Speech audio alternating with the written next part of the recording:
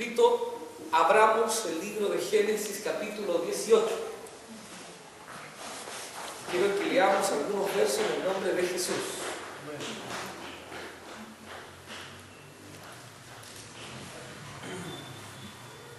Vamos a leer el verso 11 al verso 15. Y Abraham y Sara eran viejos, de edad avanzada, y a Sara le había cesado ya la costumbre de las mujeres. Se rió pues Sara entre sí, diciendo: después que he envejecido tendré deleite, siendo también mi señor ya viejo. Entonces Jehová dijo a Abraham: ¿por qué se ha reído Sara diciendo: ¿será cierto que he de dar a luz siendo ya vieja? Repito eso. Entonces Jehová dijo a Abraham: ¿por qué se ha reído Sara diciendo: ¿será cierto que he de dar a luz siendo ya vieja? ¿Hay para Dios alguna cosa difícil? Al tiempo señalado volveré a ti, y según el tiempo de la vida, Sara tendrá un hijo. Entonces Sara negó diciendo: no me reí, porque tuvo miedo. Y él dijo: no es así, sino que te has reído. Amén. Converso de este matrimonio para poder analizar esta primera parte, porque quiero ver esta primera parte como el matrimonio en sociedad. Y el ejemplo es de Abraham y de Sara, que tienen la visita del único Dios con una promesa. Y esa promesa, por supuesto, es fiel. Jamás Dios entrega promesas para darnos placer o deleitarnos simplemente. Los propósitos de sus promesas son con un propósito de Él, que primero exalte a Él, a Dios, y así también nos produzca alegría a nosotros. Recuerden versos tan repetidos de que Dios es el que produce el querer como el hacer en el hombre, ¿a causa de qué? De su buena voluntad. Entonces, la promesa que reciben estos hombres, o este matrimonio, tenemos que darnos cuenta con una pregunta: ¿es recibida con el mismo nivel de fe? La promesa que Dios le entregó a este matrimonio ¿es recibida con el mismo nivel de fe? No. Si pusieron atención se pueden dar cuenta que no. Estoy leyendo Génesis 18, verso 11 al 15. La promesa del nacimiento de Isaac. Entonces, te das cuenta que los padres de la fe, en este matrimonio patriarcal de nuestra fe, no hubo siempre un acuerdo, no hubo siempre una misma recepción. Lamentablemente, uno de los cónyuges siempre se supo oír la voz de Dios, pero en la otra persona no siempre se sabía oír la voz de Dios. Si seguimos recordando a Abraham y a Sara, también tenemos que acordarnos que ellos sabían ponerse de acuerdo. Y que muchas veces ponerse de acuerdo no honraba a Dios. En dos ocasiones se pusieron de acuerdo Sara con Abraham de decir que no eran matrimonio, sino que era un hermano y una hermana que peregrinaban. Y eso puso en un tremendo riesgo la vida de esta familia. Porque aunque Sara era de avanzada edad, más de 80 años, Faraón no dejó de codiciarla porque seguía siendo una mujer, pero escultural. no creo que a Faraón le hubiera gustado simplemente las telas que usaba o las argollas que usaba, sino la figura de Sara. Una mujer muy hermosa. En 2 ocasiones ellos cometen esa falta, queriendo resguardar su propia integridad. Lo que provocaron era un mayor riesgo para sus vidas, porque al ver a esa mujer hermosa, el hombre de autoridad que la codició, obviamente la vida se le iba a preservar a la mujer, pero no al acompañante. Y nosotros debemos recordar que aún en la cama, aún en el momento de que estos hombres la tomaran para hacerla su mujer, Dios se les presentó. Y el miedo se apoderó de estos hombres, que les hizo entonces reaccionar con ese miedo y soltar a Sara, y así también a Abraham, y decirles: váyanse luego de aquí, y añadirle a algunos presentes. ¿Se acuerdan de eso? Bueno, pero ahora, en este pasaje, para los que recién se han integrado, he dicho que quiero conversar esta clase en 2 temas. Y quiero hablar el tema de la sociedad del matrimonio. Lo hablo de esa manera porque se supone que una sociedad se compone de más de uno y que están de acuerdo con los propósitos que van a enfrentar. Y si repetimos textos ya conocidos y vamos a la base de que Dios fue quien creó el matrimonio y que dijo que su mayor sello sería en que uniéndose él a ella serían una sola carne, nos nace a nosotros por lo menos estas preguntas. Porque si simplemente creemos que como matrimonio somos una sola carne y eso es lo único donde vamos a ser unos, podríamos entonces aceptar la incredulidad de Sara cuando Dios entrega tal promesa. Podríamos incluso decir: ¿qué más se le puede pedir? Si la unidad simplemente es en carne, es en el acto de la relación sexual. Nosotros no debemos olvidar que antes que Dios hiciera al hombre, dijo cómo lo pensaría hacer, a su imagen y a su semejanza. Y que la varona, es decir, Eva, sería a imagen y semejanza ¿de quién? De Dios y también de Adán. Adán dice en el libro de Génesis, cuando Dios decide poner una compañía y preparar una forma de que él fuera anestesiado y sacar una parte de su cuerpo que es una costilla, él dice después que sale de la anestesia, obviamente de una creación tremendamente hermosa, pero no dijo si era 90, 60, 90, o rubia o morena, lo que estaba a su lado, sino que dijo: esta es carne de mi carne y es hueso de mi hueso. Dijo: somos iguales,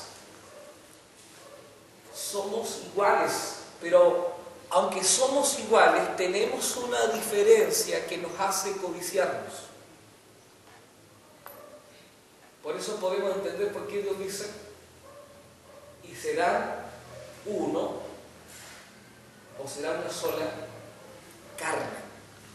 Cuando vemos la expresión de Adán, repito, al ver a su mujer en Génesis, nos podemos dar cuenta que Adán entiende en esa expresión que lo que se le creó es tan semejante y tan igual a él como él y ellos del Dios que los creó. Entonces nosotros sabemos que somos de 3 partes. Para algunos de ustedes tal vez les sea latoso escuchar algo tan conocido, y espero que así sea, bien conocido. Pero necesito hacer una liberación. Entonces, dentro de la teología cristiana, tenemos dos partes que mencionan al hombre en dos partes, y otra parte de la teología enseña que el hombre es en tres partes. Los primeros que nombro son los dicotomistas, que dicen que el cuerpo es una parte del hombre, hueso, carne, venas y todo eso, órganos, pero que el alma y el espíritu son una sola cosa. Y eso no es bíblico. Repito, Dios dijo a nuestra imagen y semejanza. Nuestro Dios es un Dios trino. Entonces los tricotomistas, que es la fe doctrinal que nosotros enseñamos y creemos, es que el cuerpo del hombre se subdivide en tres: cuerpo, alma, espíritu. Y entendemos que el cuerpo es toda esta caja, y entendemos que el alma son todas las emociones, y entendemos que el espíritu es lo que Dios dio al hombre y que tiene comunión con él. Entonces, después de esta base, cuando Dios dice, y se unirá al hombre a su mujer y será una sola carne, no se refiere simplemente a que la única vez que el matrimonio tendrá éxito es simplemente todo el tiempo o cuánto tiempo pasen haciendo el amor. No se trata de eso.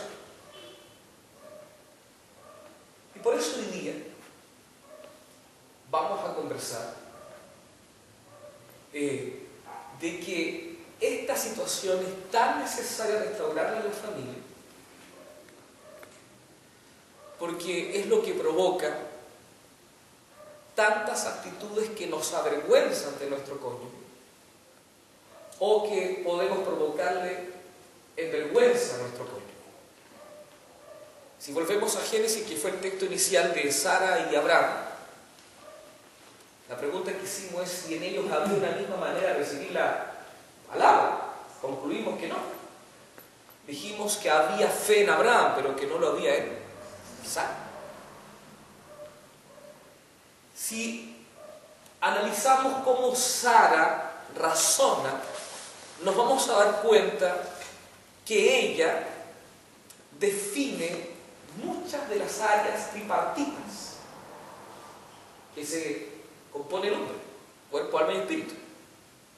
Y que también dice que alguna vez lograron estar en esas tres partes muy juntos, muy unidos, siendo uno solo. Lea otra vez con atención Génesis 18.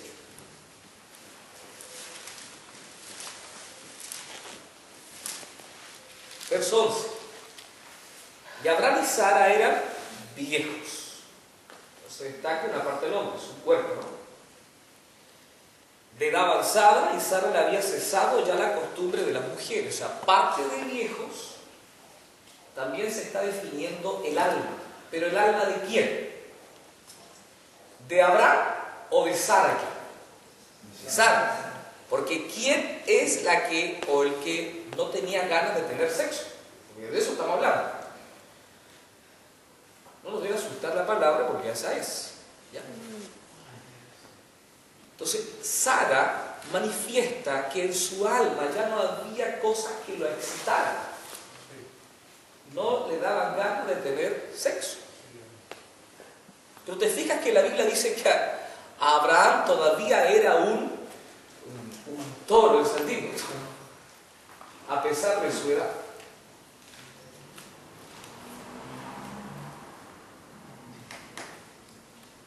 Y verso 12, se rió pues Sara entre sí,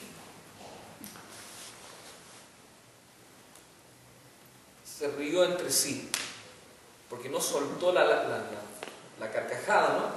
Sino que fue algo que lo razonó, diciendo: después que envejecido tendré el deleite, siendo también mi Señor ya viejo. O sea, aquí observamos que Sara en su alma también cree que su marido las ganas de poder estar con ella se les habían ido. Entonces Jehová dijo a Abraham: ¿por qué se rió Sara diciendo: ¿será cierto que he de dar a luz siendo ya vieja? Cuando escuchó eso Sara, algo le pasó en sus emociones. Tuvo miedo. ¿Hay para Dios alguna cosa difícil? Al tiempo señalado volveré a ti, y según el tiempo de la vida Sara tendrá un hijo. Detengámonos aquí, porque tenemos que fraccionar esto. Para que Sara se embarazara, fíjese que no ocurrió como le pasó a la Virgen María. Fue una obra sobrenatural. Y en la Biblia, el único registro sobrenatural de embarazo es ese. Y la razón teológica, rápidamente, no dejemos de entenderla, es porque toda la humanidad era pecador y somos pecadores por naturaleza. Por cuanto el pecado entró por un hombre, todos somos pecadores. Pero la culpa del pecado, que significaba la muerte, era expiada a través de un excelente y santo sacrificio. Y ese sacrificio debía ser a través de un cordero sin manchas y sin arrugas, totalmente intacto. Y ese cordero sin manchas y sin arrugas, por supuesto, es Jesús, el Hijo, la segunda persona de la Trinidad. Entonces, si Él nacía a través de acto sexual, también sería heredado con la culpa del pecado. ¿Me explico bien? Entonces, esa es la única razón por qué vemos en la Biblia un embarazo sobrenatural. Ahora, cada país como el nuestro y en el sur de nuestro país hay tantos mitos, ¿no?, del trauma, que según alguien por ahí tomaba a la mujer y la embarazaba. Era un mito. Y converso todo esto para que podamos analizar el versículo 13. Si Dios se molesta con la reacción de Sara y para que ellos tuvieran un hijo, el hijo de la promesa, ¿qué tendría que pasar en Sara y en Adán?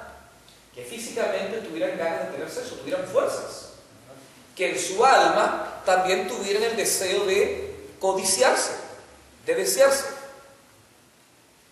Y por supuesto, no hubiera un trauma en la intimidad sexual, que hoy día se conoce en términos más contemporáneos por eyaculaciones precoces, en que la mujer no logra ovular o no logra llegar al coito, que es el clímax total, porque el cónyuge varón termina antes, o al revés, uno de los dos es más lento o uno de los dos es más rápido. Entonces Dios tenía que trabajar en todas esas áreas de esta anciana pareja, darles el vigor, porque el acto sexual no es simplemente de inteligencia, porque eso tiene una demanda física. Tenía que haber una composición en que su alma fuera sanada. Y lo que iban a hacer, que se cumplan todos esos proverbios, herencia de Jehová, que son los hijos. Entonces, cada nacimiento tiene un propósito. Recuerda usted que cuando Dios le habla a Adán, ¿cómo le dice en Génesis? ¿Cuál es la orden? ¿Planta y come verdura o fruta? No. Le dice que tenía que cuidar el Edén de esta vida. Es una de las órdenes. Pero también le da otra: fructificaos.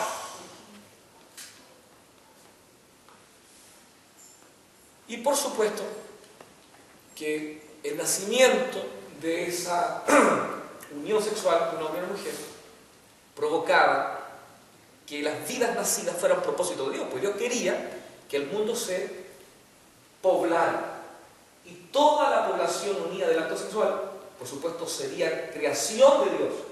Creación con propósitos de Dios, creación que Dios ama y que los teólogos nos han enseñado de la siguiente manera: cómo denomina Dios en la creación del hombre, como la corona de la creación, lo mejor que Dios ha creado. No dijo lo mismo para pensar en hacer los animales, en hacer los árboles, sino en nosotros. Y más adelante lo podemos esto comprobar en el libro de Corintios, que el apóstol Pablo nos hace darnos cuenta cuán importante es que cuidemos nuestra vida y que cuidemos nuestro cuerpo, porque allí habita ¿quién? Allí habita Dios. No ignoréis que vuestros cuerpos son ¿qué? Son templos del Espíritu de Dios, el Espíritu Santo. Entonces, viendo este análisis, a lo mejor muchas veces habíamos leído este pasaje, o algunas veces más oídas o menos leídas. El tema es que tenemos que fraccionar esto, tenemos que revisar. La molestia de Dios, ¿a qué se debe? A la incredulidad de uno de los cónyuges. Voy a hacer un alto, hermano Samuel, gracias. No creo que llegue más gente, tome asiento nada más. Gracias, hermano. Ahora bien, verso 15, entonces Sara negó diciendo, no me reí, porque tuvo miedo, y él dijo, no es así, sino que te has reído. Bueno, ese verso 15 es el que yo uso para hablar con todos ustedes. No te llamas Sara tal vez, ni yo me llamo Abraham. Pero más de alguna vez esta falta de saber estar juntos en todas las partes que Dios nos dio, cuerpo, alma y espíritu, son las que provocan muchas de las discusiones. Por ejemplo, si en términos de fe uno de los cónyuges crea la palabra, el que no cree significará un tropiezo para ese cónyuge que cree. Un sencillo ejemplo, se suelta una palabra de fe y tú dices amén, yo lo haré. Y ese hombre, supongamos que sea el caso que él creyó, quiere compartirle eso a su esposa, y su esposa le puede decir, pero mira, viene diciembre, viene marzo, ¿cómo se te ocurre comprometerte con ese dinero?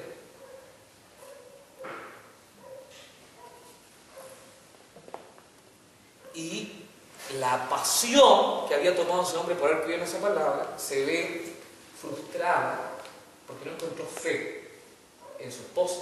O al revés, para que no piense que soy machista, si ella tomó esa palabra, y el marido le puede decir, pero ¿cómo se te ocurre comprometerte con eso?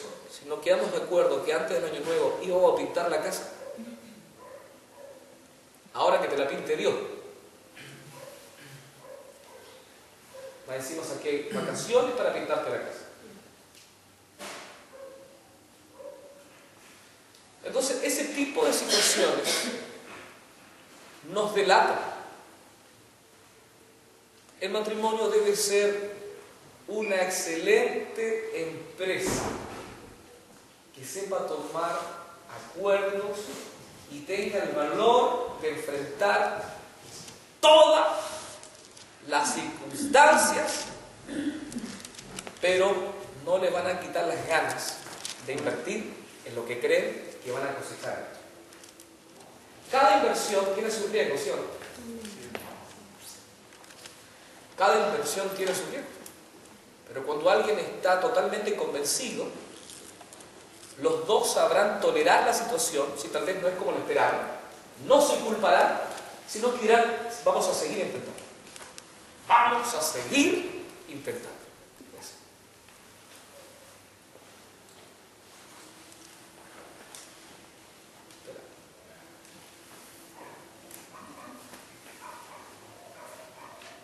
Bueno, las cosas de pronto nos enseñan. Cuando no hay esa unión, cuando alguien toma una palabra, está pero prendido, y si tú se lo cuentas a tu cónyuge y no lo crees, es como un vaso que está tan helado en el refrigerador que se nota diferente, rápidamente la diferencia. Gracias por ilustrar esta parte. Ahora, si hablamos de lo físico, esto también nos acusa. Nos acusa porque de pronto tenemos disposición de servir al Señor con nuestra vida. Hemos logrado vencer la pereza. Hemos aprendido que la viña del Señor es grande y que faltan los obreros, y que si yo respondo al llamado al servicio, entonces respondí a un deseo de Dios. Entonces me convierto en un obrero. Pero el tiempo que dedica uno de los cónyuges sirviendo al Señor, a veces tampoco es comprendido por el otro cónyuge. Porque tal vez él o ella dirá, pasas mucho tiempo allá y menos tiempo conmigo. Ya sea embarazado o no, las cosas igual se pueden molestar. O con trabajo o sin trabajo, el hombre igual se va a molestar, porque él desea que le den su tiempo.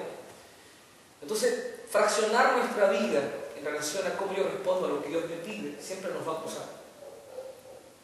Y aquel que toma el deleite de obedecer la palabra versus quien no, ya sabe. Ya sabes, a través de este pasaje bíblico, con quién se molesta Dios. ¿Con quién se molestó Dios? Con Sara. Pero curiosamente,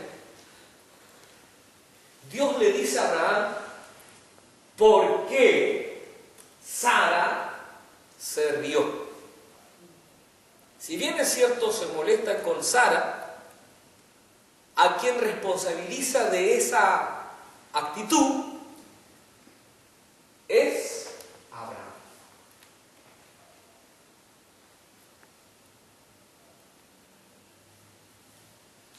Se parece un poco a lo que hizo Adán con Eva.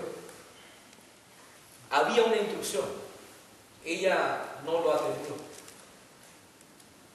Y aunque no lo atendió bien, Abraham tampoco lo corrigió, o sea, Adán, sino que aún así se hizo partícipe.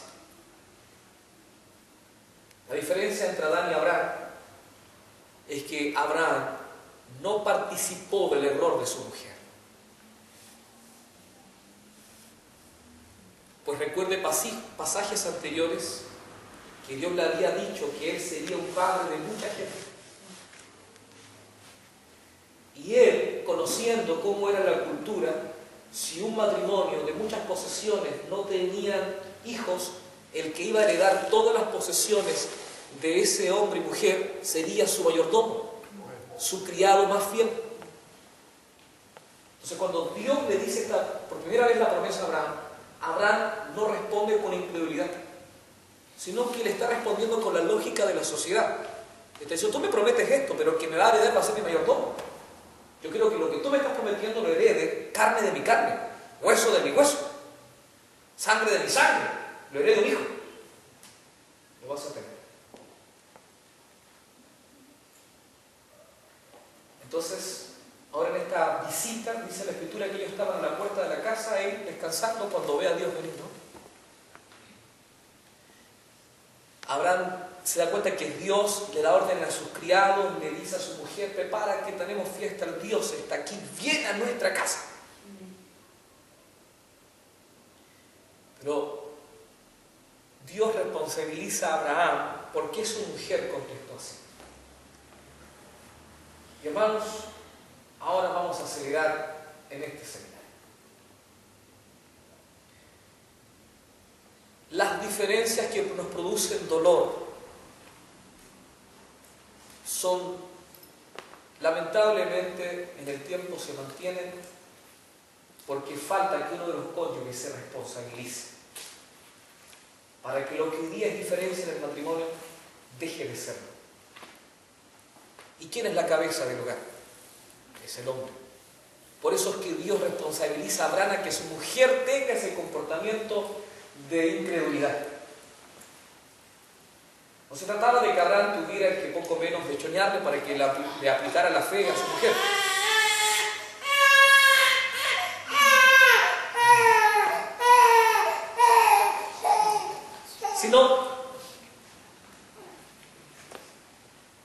Sino, hermanos, que el hombre, la cabeza, estoy hablando de familias cristianas, luego nos vamos a poner el caso, ¿y qué pasa, pastor, si yo soy la cristiana y mi esposo no? Ya hablamos de eso. Ya vamos a hablar de eso. Supone que yo, el sacerdote de mi familia, la cabeza del hogar, debo imitar lo que Cristo hizo. ¿Qué fue lo que Cristo hizo? Condujo a la humanidad ¿a quién? A Dios Padre. Las enseñanzas que Cristo hacía, ¿a quién se debían? A que la humanidad viniera a quién? A Dios Padre. ¿Qué se había roto con el pecado? La relación entre Dios y los hombres. Pero ¿qué dice Timoteo? Que Cristo vino a ser el intermediario, la escalera, la puerta que se había cerrado. ¿Sí o no? Entonces, ¿qué es lo que tengo que hacer yo como esposo? Conducir a mi familia a Dios. Un ejemplo de alguien que tenía esta constante responsabilidad, ¿quién fue? El Cana. Acordémonos del Cana. Su mujer reprimida, a quien amaba. Penina, la concubina. Él no dejaba de ser responsable con los hijos tenidos con esa mujer, pero Penina no le era muy útil ni muy idóneo. Pero a pesar de eso, él jamás dejaba de presentarse ante el sacerdote las veces que Israel celebraba fiesta y había que llevar presentes, había que llevar ofrendas por esto y por esto otro. ¿Sí? Entonces, la falta de responsabilidad del temor a Dios es la que mantiene los conflictos y lo que hoy día Satanás hace como para querer que esto esté en orden no es provocar responsabilidad en el cónyuge para que su familia tema a Dios y venga a Él, sino que Satanás ha disfrazado esa enseñanza a través del consentimiento. Podemos encontrar familias muy unidas y matrimonios, pero que parecen ser totalmente ejemplares. Pero no porque tenga una responsabilidad con el principio de la sabiduría, y repito, temor de Dios, sino que tienen un consentimiento a su cónyuge. Podemos encontrar un matrimonio que parece que son uno, pero los dos se consienten en ser mezquinos y en querer deshonrar a Dios, sin escrúpulos, sin temor alguno, sin titubeo. Hemos hablado tanto de estos matrimonios, espero que te acuerdes. Hechos capítulo 5, Ananías y Zafira.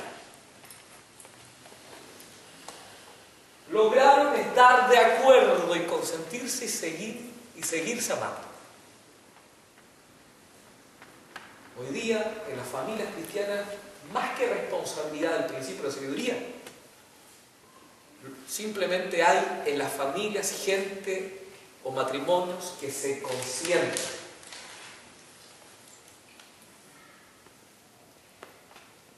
Y allí Satanás les hace creer que realmente están practicando el verdadero amor.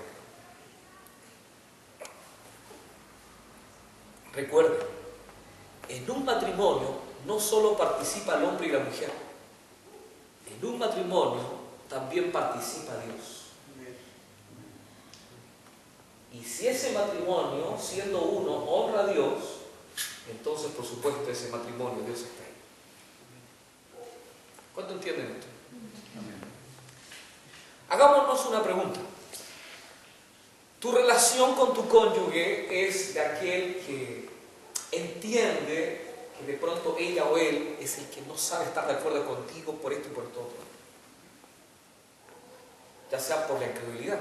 La incredulidad es un acto también de lo carnal de esa persona, ¿no? Así que tú te defines como un matrimonio responsable, conociendo tus diferencias, y esa responsabilidad te hace exhortarte con tu pareja para que ambos lleguen a Dios, o eres un matrimonio que evita tantos problemas simplemente consintiendo. Porque tal vez razonas para ya no tener problemas, para no avergonzar a mi mujer, para no avergonzar a mi hombre, porque lo apoyo en esto.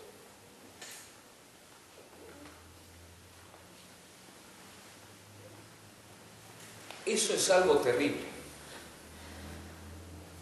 Esto es algo terrible. En el Antiguo Testamento encontramos otro matrimonio que lo hemos usado en estas últimas predicaciones. ¿Quiénes son ellos? Nabal y Abigail. Su marido se equivocó, pero ella supo que en su marido no había temor de Dios. pero en ella sí había temor de Dios. Y por supuesto eso significaba un tremendo insulto y falta de respeto a su marido. El marido por eso molestado diciendo, claro, tú le obedeces más a los criados que a mí que soy tu esposo. Porque ¿quién le llevó la noticia a Abigail? ¿Su marido? Uno de sus criados. Y cuando se presenta ante David, esconde las faltas, esconde la incredulidad, esconde la falta de temor de Dios, esconde la carnalidad de su marido ante David. No lo esconde, dice 1 Samuel. Cuando se acercó a David le dice, perdóname mi señor, que mi marido es un hombre duro de cabeza. No te ensucies las manos con ese tipo. No pierda el tiempo con ese hombre, que es mi marido. ¿Cuántas veces hemos guardado silencio porque decimos que si no reprendemos a mi cónyuge, por no honrar a Dios, repito, y resalto y recalco, le voy a ofender? ¿Tú vas a ofender a Dios y a tu cónyuge y a ti mismo o misma por no reprender?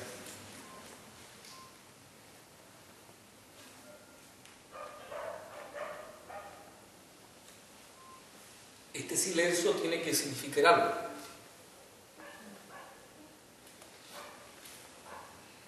Bueno, qué buena está esta historia. Voy a llevarlos a Primera de Pedro, capítulo 3. Mientras llegan a Primera de Pedro, capítulo 3,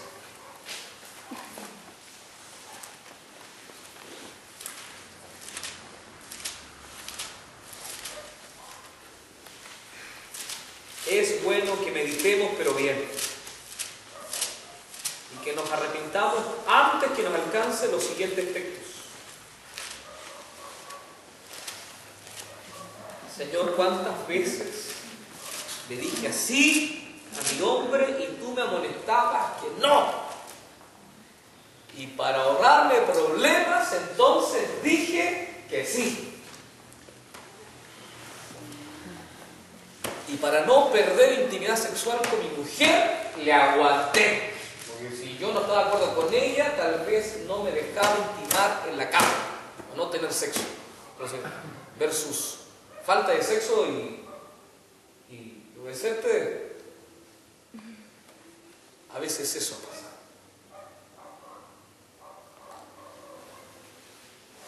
Eso debe estar allá afuera, ¿no? Porque la Biblia dice en Mateo 6 que el impío busca todo lo que le hace falta satisfacer.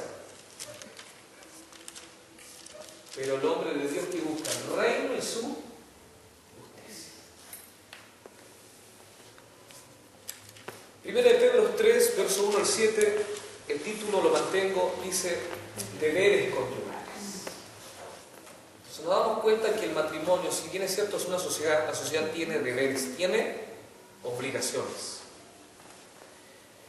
Y aunque en estos versículos te das cuenta tú que de 1 al 6 más habla de la mujer y en el versículo 7 apurado le habla al hombre, no es que más responsabilidades tenga la mujer y que menos el hombre, sino que en el verso 7 a Pedro enseñando acerca de esto le habla directa y severamente a los hombres.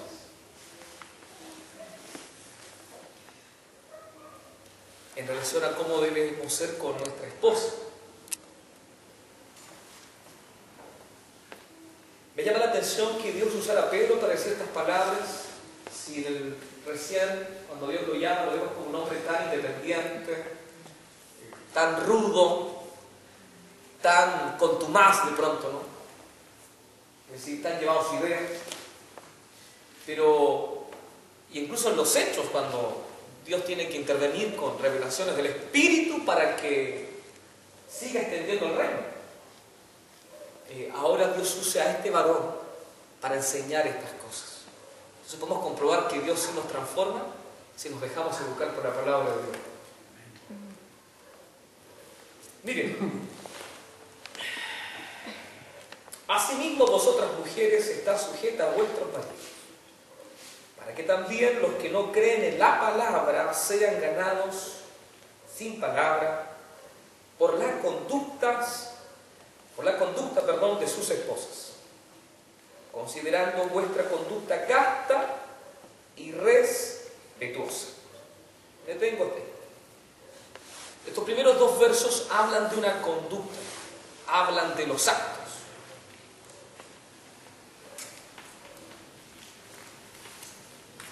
Y que esta manera de Dios incluso provocará que el hombre inconverso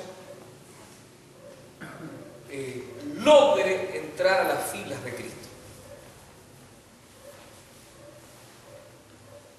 Hoy día podemos encontrar muchas mujeres que tienen un hablar muy lindo, pero sus conductas lo delatan. Es más fácil descubrir una mujer que un hombre en sus conductas. Porque ¿quién habla más? ¿La mujer o el hombre? Es la mujer quien habla más. Habemos alguna excepción. Pero la conducta es algo que Dios le demanda a la mujer como deber. Y esa conducta tiene que honrar al Señor y también tiene que complacer a su marido. ¿Cuántas conductas son las que la mujer provoca a su marido molesto? Cuando dice aquí sujetarse, no se refiere a que la mujer se tiene que sujetarse al hombre que le patea, ¿no? Se refiere a eso. Porque el verso 7 de luego lo va a aclarar. Sino que la sujeción, tú te vas a dar cuenta cómo lo explicó después Pablo en el libro de Corintios. Cuando quiere ordenar las familias, cuando quiere ordenar la iglesia, le dice al hombre que él debe hacerse responsable de educar a quién, a su esposa. A la mujer le dice, por el desorden específico que ahí ocurría, calle en la congregación, pero no deje de ser enseñada. Y que te enseñe quién, tu esposo. ¿Y a dónde? En tu casa. Entonces la sujeción que Dios aquí está pidiendo es una solución de respeto. Eso dice el libro de Efesios 5:33. Respete la mujer al hombre y el hombre ame a la esposa. Y la falta de conducta que no honre al marido es porque la mujer sabe lo que está allí ventilando. Uso ese término. Es falta de respeto. Y estas son una de las muchas cosas que dañan una relación. Porque si hay algo que a ese marido no le gusta de ti, ¿por qué entonces tú lo sigues haciendo?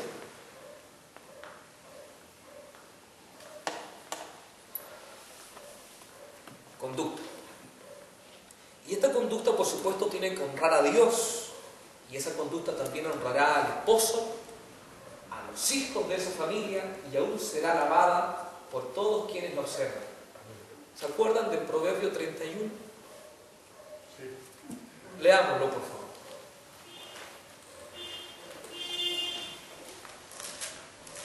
Si usted compara el Proverbio 31 con el 1, son tal igual. El 1 le habla al hombre y el 31 le habla a la mujer. Salmo 1.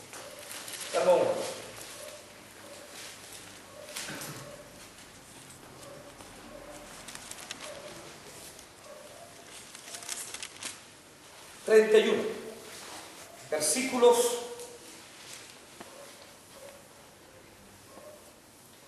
23 en adelante. Su marido es conocido en las puertas cuando se sienta con los ancianos de la tierra. Hace telas y vende y da cintas al mercader. Fuerza y honor son su vestidura, y se ríe de lo porvenir. Abre su boca con sabiduría y la ley de clemencia está en su lengua. Considera los caminos de su casa y no come el pan de balde. Se levantan sus hijos y la llaman bienaventurada. Y su marido también la alaba. Muchas mujeres hicieron el bien, mas tú sobrepasas a todas. Engañosa es la gracia y vana la hermosura. La mujer que teme a Jehová, esa será alabada. Dádele del fruto de sus manos y alábenla en las puertas sus, ¿qué cosa? Sus oraciones,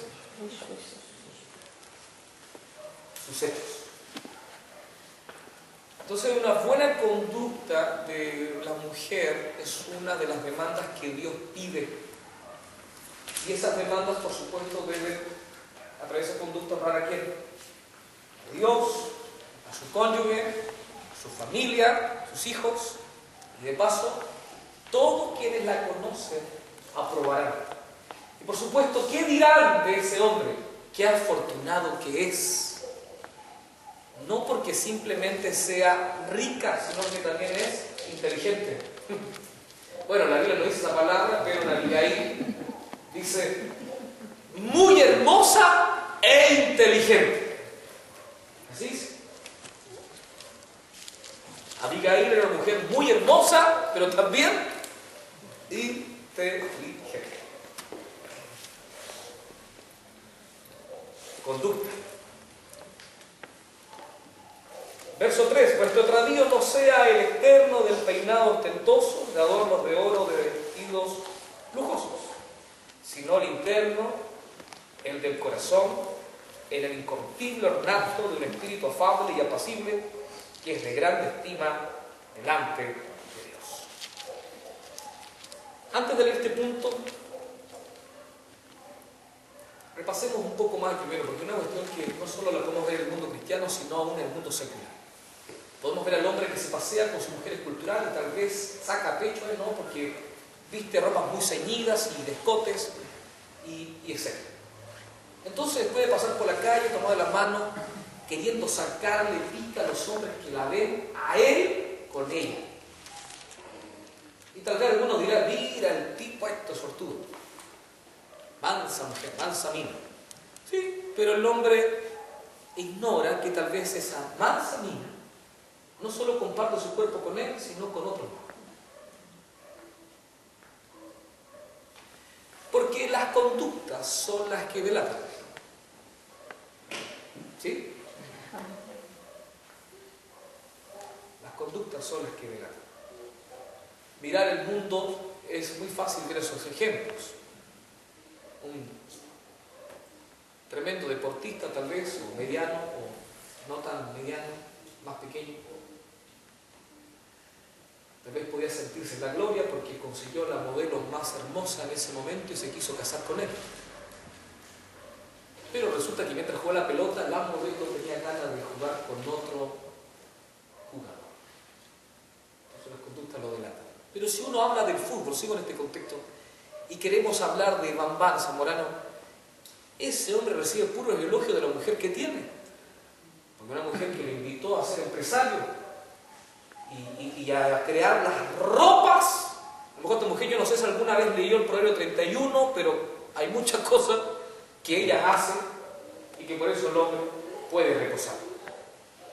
Aquí leíamos recientemente que la mujer fabricaba con su mano cosas, y esta empresa, fíjate, diseña la ropa para la marca de Bambán, y una tienda de ropas, La Polar, la vende y nosotros la vamos a comprar porque son bonitos los modelos. Pero qué curioso que no se ve más el rostro de ella frente a esta marca, sino que se ve el rostro de él modelando. Qué inteligente la mujer. Entonces, a diferencia de otros matrimonios de futbolistas donde tal vez ganan plata y las mujeres son esculturalmente hermosas o artificialmente se hicieron hermosas, que también es una verdad, en el caso de esta modelo y madre y esposa, vemos una virtud espectacular. No la escuchamos en farándula o cosas así. Ahora, usted dirá, ¿y por qué habla del mundo? No sé, que en el mundo hay mucha enseñanza, pero y los cristianos podemos más hablar de esos actos porque no tenemos el valor de hablar de nuestros propios actos. Si tuviéramos programas faranduleros cristianos, también estaríamos en el tapete, tal vez. Algunas de nuestras hermanas o nosotros. Que Dios nos ayude. Que Dios lo bendiga. ¿O no sabe usted, acaso no se dice qué lindo como usa Dios al pastor? Pero qué desastre la mujer. ¿Vuelve? Esa iglesia la lleva ella, porque él no sabe ni una cuestión. ¿Se dice eso? Sí, se dice. ¿Alguien busca? ¿No? Araceli, entonces necesita ayuda. Alguien vaya para allá, nos está llevando con los niños, no sé qué es lo que quieran. Un cónyuge de ustedes, nomás, un cónyuge de ustedes. El otro se queda aquí escuchando, la mujer. El hombre va. Luego nos toca a nosotros. Ya. Conducta. Si se dan cuenta, verso 3 y verso 4, días atrás yo hablaba con el coro algo. Aquí nos damos cuenta que la Biblia no se molesta en que usted se arregle, mujer. No dice que es un pecado que te arregles, que te abonones el pelo, por último que te lo peines. O sea, Dios, yo creo que es un pecado que no te peines.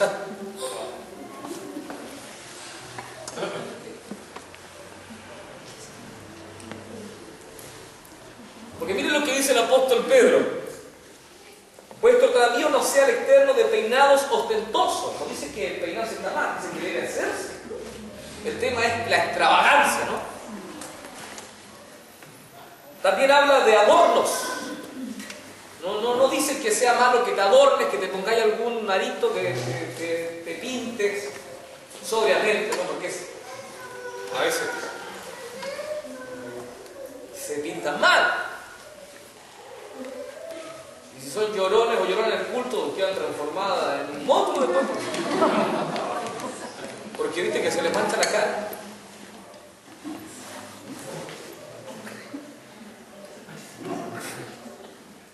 Ya. Entonces que aquí quede claro. Aquí hay una doctrina, es parte, a lo mejor no va al caso, pero es bueno aclarar. Yo no enseño en esta iglesia que el hombre vista terno y que la mujer vista falda simplemente. Lo que aquí yo enseño no es lo que se me ocurre, sino lo que la Biblia dice. Y la Biblia dice que hay que ser sobrio en todo. Y eso es lo que aquí Dios está hablando con la boca de Pedro. No dice que es un pecado que te arregles, que te peines, que te adornes con joyas, o te pintes, o te tiñas, o te cortes, o te vistas de boutique. No. El tema está en la sobriedad. Porque si la mujer simplemente, ya sea hombre o mujer, para que no me... Porque hasta el momento aquí los hombres se ríen, las mujeres están quedando muy enojadas conmigo. Si la mujer se viste tan ostentosamente, ¿no? Con lindas joyas, con peinados pero extravagantes, con zapatos pero que cuestan el sueldo del mes del marido,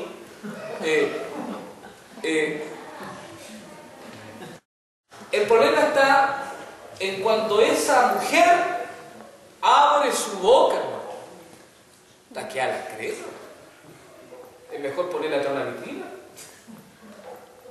Es mejor que esa ropa la vista un maniquí que no habla, a que la vista ella, si no tiene una buena conducta, al primer principio, ¿no? ¿Sí?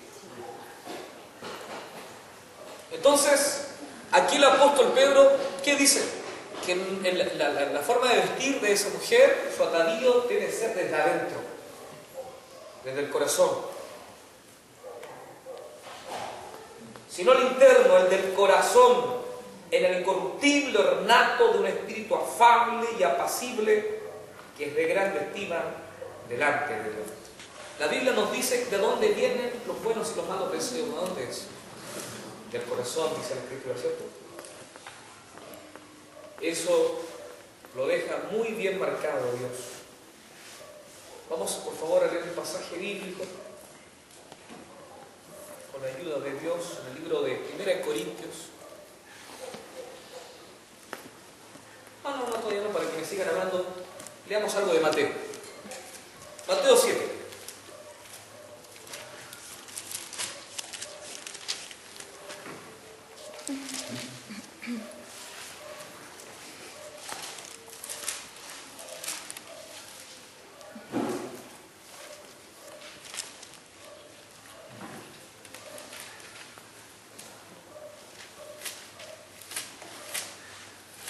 Mateo 7, quiero que leamos algo que la Biblia le llama la regla de oro.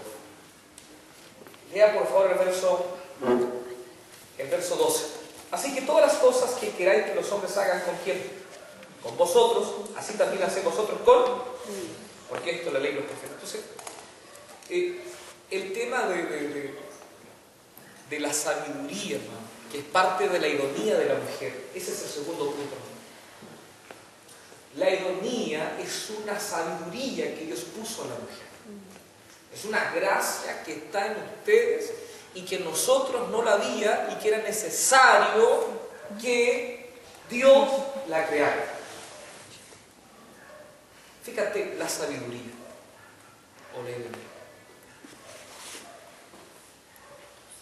Si vosotras, ahí sí, estoy hablando de la mujer, si ustedes, hermanas,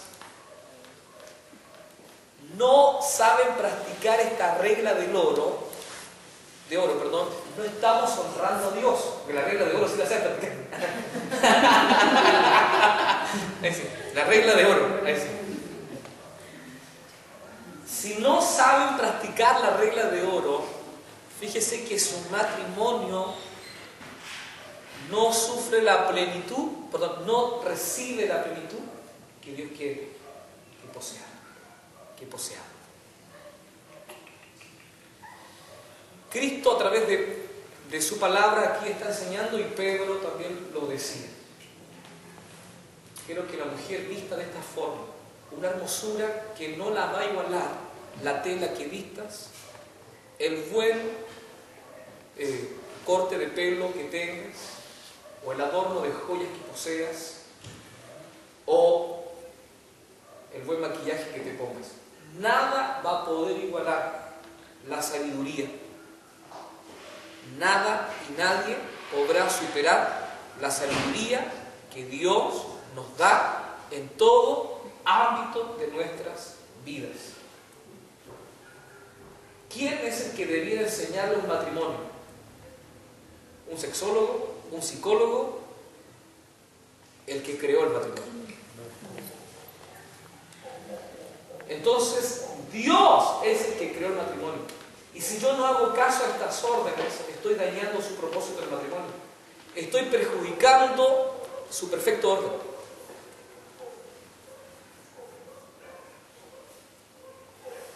Con el tema del vestido pasan tantas cosas, hermano, por eso sigo la regla de oro.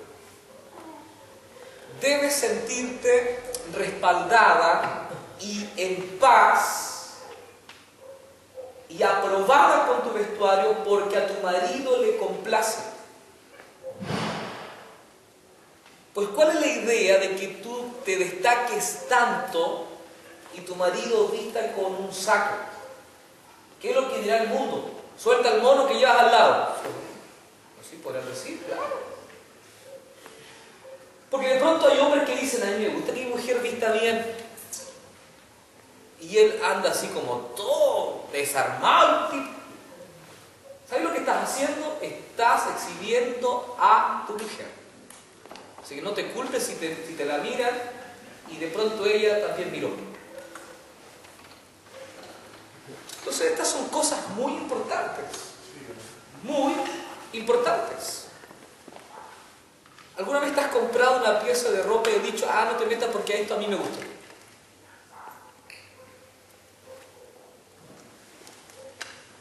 Debe haber una aprobación y esa debe ser de tu esposo.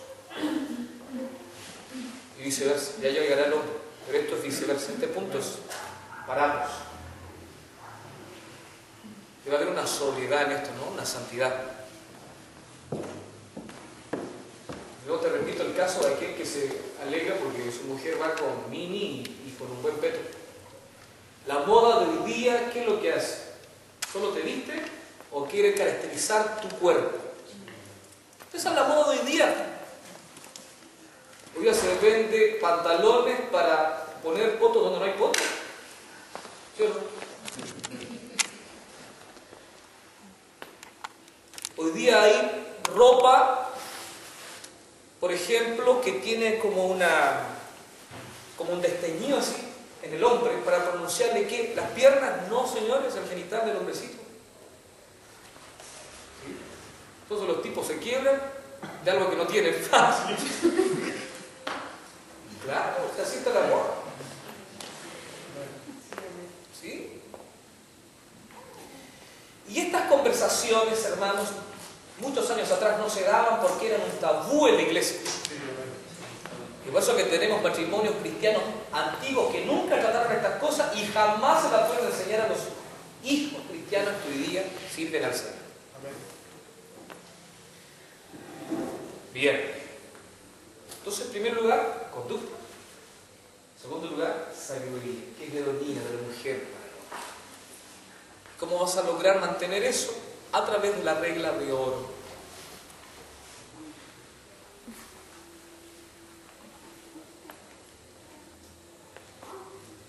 Otras veces hemos conversado de esto, ¿no? Pero solo recordando algunos de esos seminarios antiguos, siempre se dice en estadística que la mujer viste más que el hombre, o que, por ejemplo, puede tener 300 zapatos, pares de zapatos, pero siempre le falta un par, porque no tiene con qué combinar el vestido. Tiene 300 pares más. Lo tengo que poner. ¿Sí o no?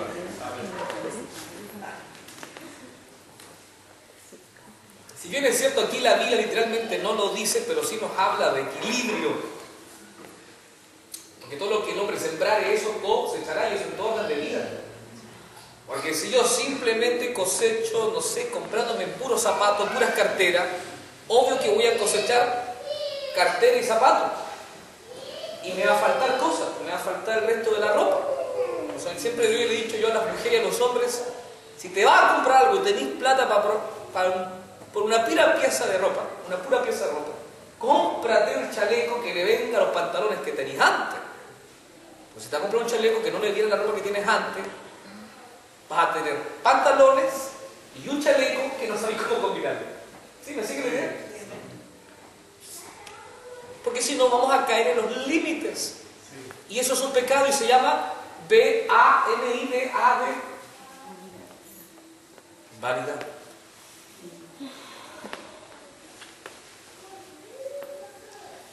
Volvamos a Pedro.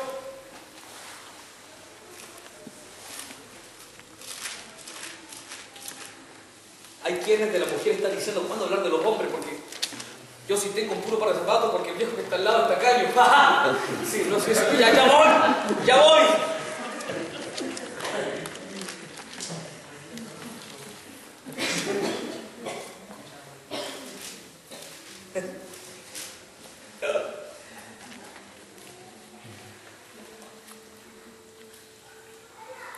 Está la otra parte, ¿no? El hombre que no quiere vestirse de su mujer porque tiene miedo que se la mire, ¿no? Ya es otra cuestión, ya una seguridad de la vida, ¿no? Dentro de la ropa el hombre tiene que aprender qué se va a poner su mujer como ropa interior, ¿no? Tienes que aprender eso igual, sí. Yo imagínate, le compré una falda, hermano, y ella usa puro colalé y la cuestión tiene bordes que se marcan. Es como un destacador que la aceptaste. Entonces, tienes que saber tener cuidado con eso.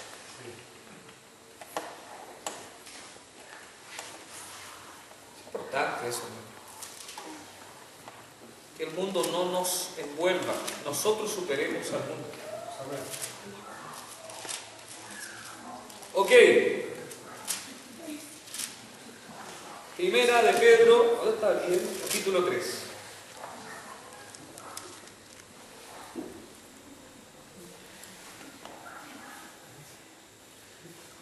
Porque así también, miren lo tercero, porque así también se ataviaban en otro tiempo aquellas santas mujeres que esperaban en quién, en Dios, estando sujetas a sus.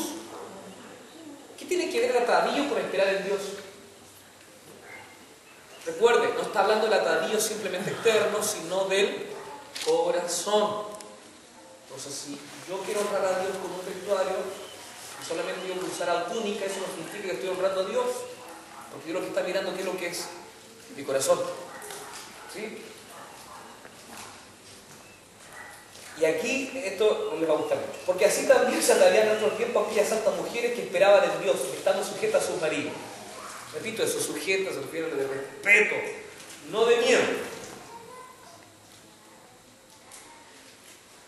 Como Sara obedecía a Abraham llamándole Señor, de la cual vosotras habéis venido a ser hijas, se hace el bien sin temer ninguna amenaza. Señor. Aquí esta expresión Señor, hermano, no es que Sara se humillaba a él considerándole superior a él. Porque la Biblia dice ya no hay hombre ni mujer, ni judío ni griego, todos somos uno. Y usted no es más que su marido, ni él es más que usted. Son iguales, pero tienen una distinción que hace que se codicien. ¿Ya? Porque, repito, el sexo es parte del matrimonio, y ya voy a llegar a eso. Así que, dile que te curen el turno.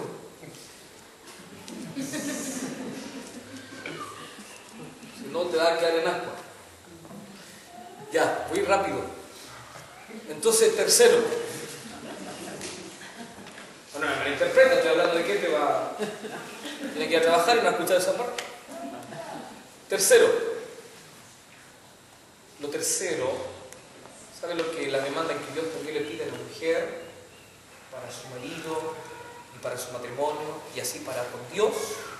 Primero era la conducta, después la sabiduría y la ironía, ¿no? Y a través de esto, lo tercero es, esto es espectacular, es su santidad y es su testimonio, su santidad primero. Por eso leíamos que la mujer creyente podía santificar a su marido no creyente. Eso dice también la Escritura. Es la santidad. ¿Y la santidad qué significa? ¿No tener intimidad con tu esposo? No. La santidad significa apartado. ¿Apartado de qué? De todo lo malo que no honra al Señor. Por eso decía aquí, el verso 7, y como coheredera de la gracia de la vida, para que cuente su perdón. Si hacéis el bien sin temer ninguna amenaza. El libro de Corintios dice que los alguaciles y los jueces, ¿para qué están? ¿Para castigar al bueno? ¿Para castigar a quién? Al malo. ¿La reprensión para quién es? ¿Para el que hace bien? Para el que hace mal. Entonces, ese nivel de santidad, querida iglesia, queridas mujeres, es algo que no debes dejar de desarrollarlo, porque siempre te va a dignificar, te va a bendecir. Tú vas a querer hacer siempre lo bueno para el Señor. Te vas a apartar de todo lo que Dios no le honra. Y por supuesto vas a dar a Dios, vas a bendecir tu vida, vas a bendecir tu esposo y vas a bendecir tu familia entera. Qué buenos son estos puntos, hermanos. Podríamos sacar 6 más de esto, pero, perdón, 6 en total de esto, pero me quedo con 3. ¿Ya? Que Dios les bendiga. Para que ahora lleguemos luego a los hombres. Y para los hombres Pedro solo usa un versículo. ¿Quién?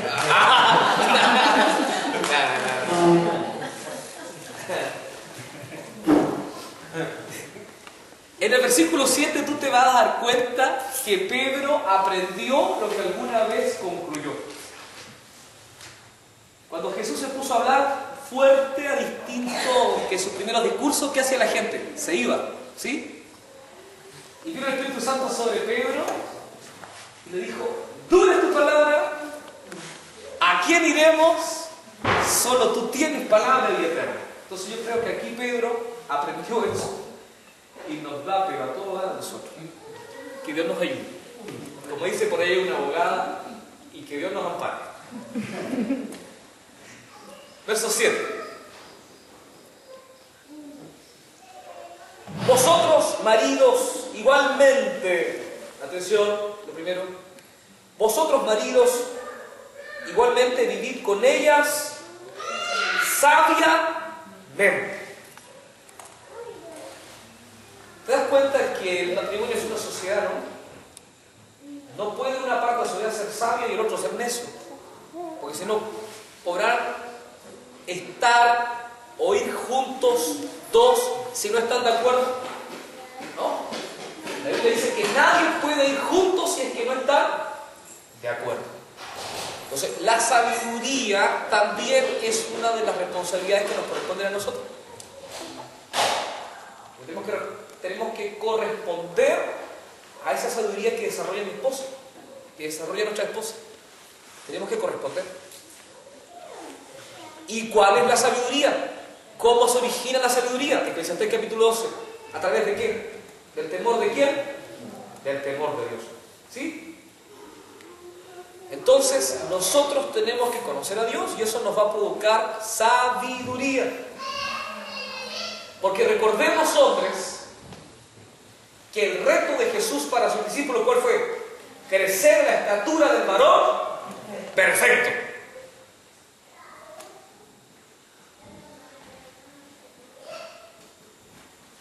Pero si hay algo que a los hombres, a diferencia de las mujeres, nos cuesta, es que somos de un genio bastante estúpido. Nos cuesta agachar el moño para ser instruidos y formados. Convertimos nuestro cerebro, nuestros oídos como un colador. Lo que yo quiero lo acepto y lo otro lo mantengo por ahí. Esas condiciones de hombres tenemos en nuestra iglesia y están en las iglesias evangélicas de Coronel. Viejos tosudos, hombres jóvenes porfiados.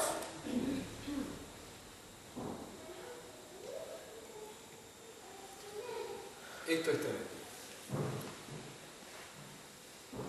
Tienen experiencia de la vida, pero no tienen sabiduría de Dios en su corazón. Porque ya dije, lo que da sabiduría a un hombre, sabiduría de Dios estoy hablando, no es lo que te enseñó tu abuelo, lo que viste en tu padre, lo que viste en tu tío, o en la pega donde fuiste. Es el temor de quién? El temor a Dios. Yo siempre discrepo cuando alguien me dice es que la vida a mí me ha enseñado mucho. Claro. En la vida siempre tendremos experiencias. El tema es que si en esa vida yo vi a Dios. ¿Yo no? Entonces, ¿para qué está escrito? Hay caminos que al hombre le parecen rectos, pero su final es muerte. Y Jesucristo lo aclaró más: yo soy el camino, yo soy la verdad y yo soy la vida. Así que nadie viene al Padre si no es por mí. Tienen que aprender de mí, dice Jesús. Sabiduría. Segundo, dando honor a la mujer como a vaso más frágil y como a coheredera de la gracia divina. Atención aquí. Esa última frase nos hace entender que somos iguales, que no somos superiores.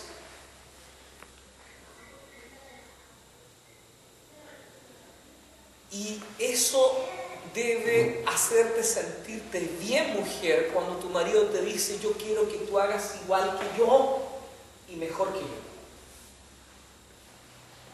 No debe ser una tristeza, debe ser un buen elogio que considere los labios de él. Porque somos coherederos junto con Cristo. Cristo es el heredero y nosotros, la iglesia, la compones tú, la compongo yo, nuestros hijos que obedezcan a Dios, somos coherederos de Dios, ¿sí o no? Eso dice la Biblia. Pero acá fíjate que el apóstol da una gran diferencia. Dice que el trato hacia nuestra esposa debe ser de honra, tratándola como un vaso frágil, de mucha delicadeza. Ese trato de honra a la mujer, por supuesto, que no demorará en darse si antes esa mujer entregó respeto. Porque llegando a este punto, podríamos resumir con esta frase: ¿qué es lo que nos gusta a nosotros los hombres? Que nos respeten, y respeto también que nos admiren. Nos sentimos muy mal cuando nuestras esposas no nos admiran, no nos respetan. Aún aunque sea en un chiste. Lo único que sabe es ir a trabajar y llegar, pero no sabe clavar ni una cuestión. Eso es garrafal, no se te ocurra decirlo más. Porque allí nos faltará alguna gente del enemigo que provoque una mayor contienda. Porque si no vamos a tener que ir a la teoría de los humoristas que dicen tanto de estas tristes situaciones. Y no me digan que me puse medio secular, no, si alguna vez igual escuchaste, te la respeto. Así es que nuestras mentes se abran, no conforme al raciocinio de este mundo, sino al de Dios. Y cuando vayamos al libro de 1 Corintios capítulo 7, te das cuenta que el apóstol Pablo usaba este lenguaje. Entonces, aquí nos muestra el apóstol Pedro en el segundo punto a los hombres que si bien es cierto nosotros tenemos una anatomía distinta o una fuerza física diferente, la mujer también lo es, una forma física distinta y una fuerza distinta, pero el trato hacia ellas de parte nuestra debe ser no consentidor, pero sí en amor.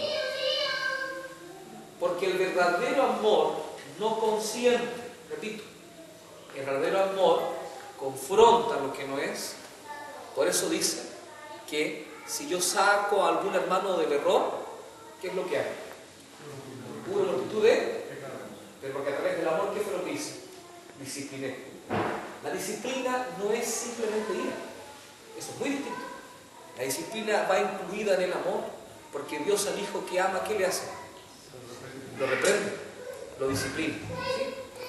Entonces, nuestro trato hacia nuestra esposa debe ser ese trato honroso, de honrarla, de hacer cualquier cosa que evite alguna deshonra y que Dios me ayude y que Dios nos ayude. Y esta ecuación será muy fácil conseguir cuando mantenemos esa balanza. Respeto, amor.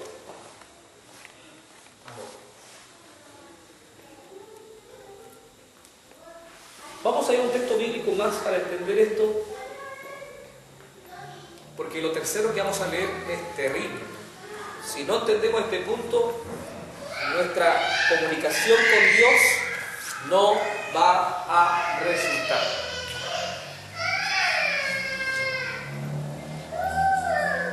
Vamos al libro de Mateo, capítulo 15, verso 19.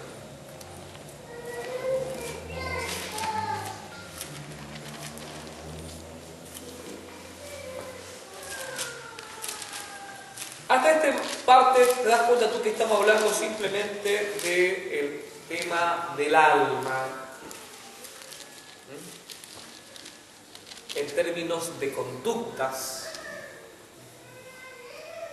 en términos de psicología. No tenemos que llegar a otra parte. Mateo 15, verso 19. Porque del corazón salen ¿qué cosa?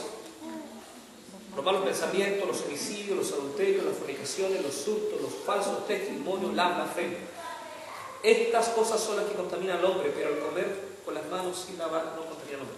Bueno, aquí Cristo, también en Marcos lo repite más y nombra muchas más cosas, habla de adulterio, habla de fornicaciones que nacen del corazón. Si nosotros, querida iglesia, aquí me detengo un poquito porque nos va a ayudar a la segunda parte. Si yo digo amar a mi esposa y respetarla y honrarla, pero cuando estoy en intimidad sexual con ella, me acuerdo de la mujer de la película, o la novela que vi, o la modelo que vi pasar en el centro, yo allí no estoy honrando. Porque estoy usando el cuerpo de mi mujer como un objeto, pero la inspiración es el rostro de la mujer que yo vi.